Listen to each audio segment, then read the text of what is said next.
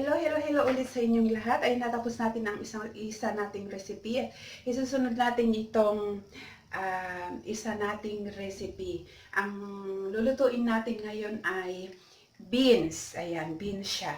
'Di ba sa atin sa Pilipinas, yung mga lineleto natin, yung mga monggo, yung mga white beans, yung mga black beans, lentils, ayan, at saka ililalagyan natin ng karne na yung may tubig siya, yung mga parang estofado, parang stew. Ang lulutuin ko naman ngayon ay parang ano siya, stir-fried lang siya. May konting sauce lang, konting-konti lang. Ang lulutuin ko ngayon ay broad beans with ham. Ayan, it is a Spanish recipe. At saka masarap siya, madaling gawin. At pangalan nito, ito ay inahanda nila lagi sa mga bars o yung mga tapas. Tapas lang siya, if it is tapas, in a little portion lang, parang side dish lang siya yan. So, ang gagamitin ko sa ingredients na to ay the broad beans, yung malalaking beans na green, at saka hamon ng Spanish hamon. Dahil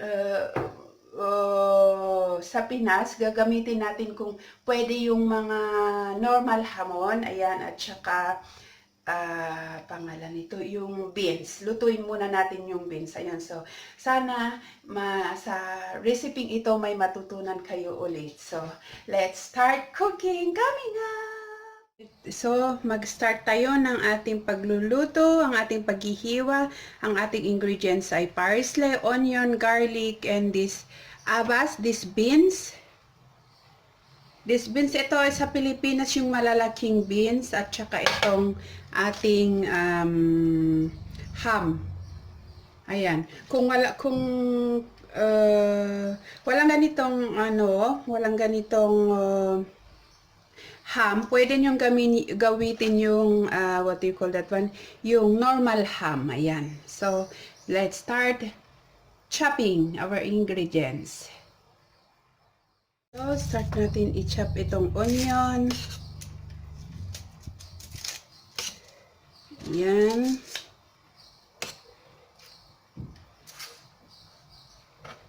Okay.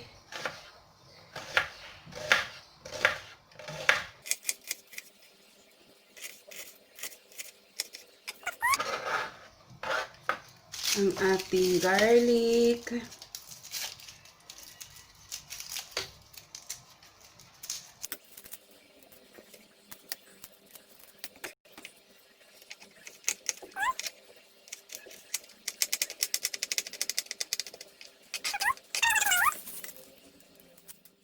Ang ating parsley. As usual, parsley. Kasi pag ako ay nagluluto, lagi talagang may parsley.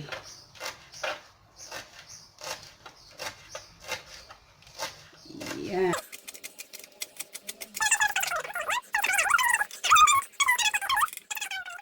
Let's start cooking. Olive oil, as usual, olive oil. At saka, i-ano ko muna itong, I will shoot first this garlic.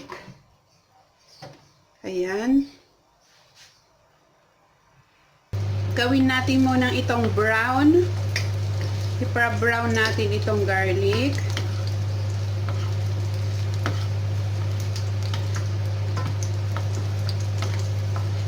Ito is just for later, for decoration. Okay, set aside natin itong garlic. Our onion.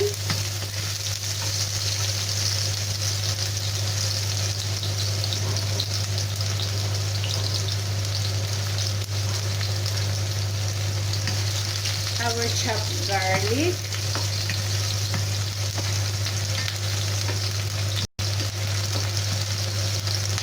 Ayan. Resolve natin na para mag-brown muna ng kaunti.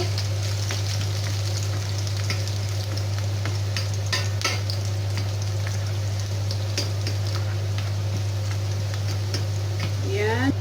Parsley.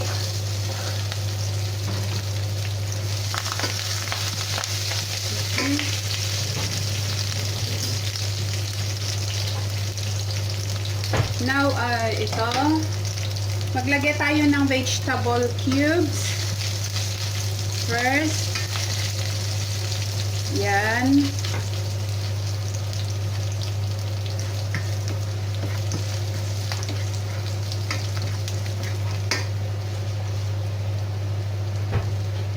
Ng ating powder. Okay. Black pepper powder, mabango siya. Kasi unahin ko siya muna para ma-fry siya at mabango. Ayan. Lagay ko ang aking ham, ang ating ham. Ayan. This type of ham, Spanish ham, ay for cooking. Ayan. Iba yung ham na for eating lang. Oops.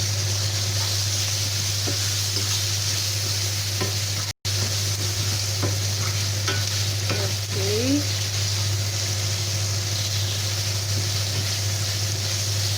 Ayan, lumalabas na yung bango ng garlic, yung combination ng garlic. At saka yung ham, at saka itong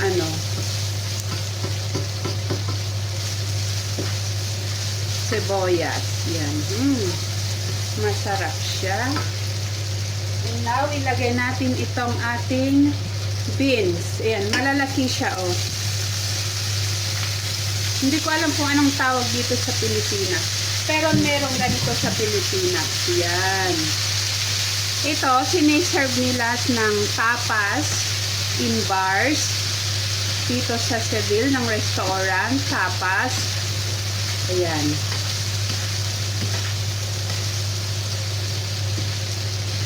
Okay. Luto natin ng ilang minutos lang. So, ayan. Ito na siya. Naluto na. Bango. Ang sarap. Ayan.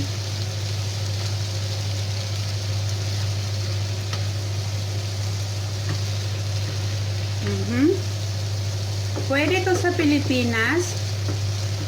Gawin yung side dish. Ayan. Sarap niyan. Masarap siya. Yan. Let's serve it.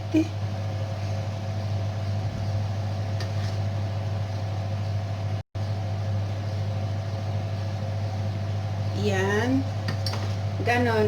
In tapas. Tapas means small portion lang sila kasi. Ayan. Parang appetizer lang siya. Oh. Appetizer or side dish lang siya dito. Yan. So, diba? Tapos, ilagay natin ng yung garlic na ginawa natin kanina. Yan. Okay. So, this is it. So, ito.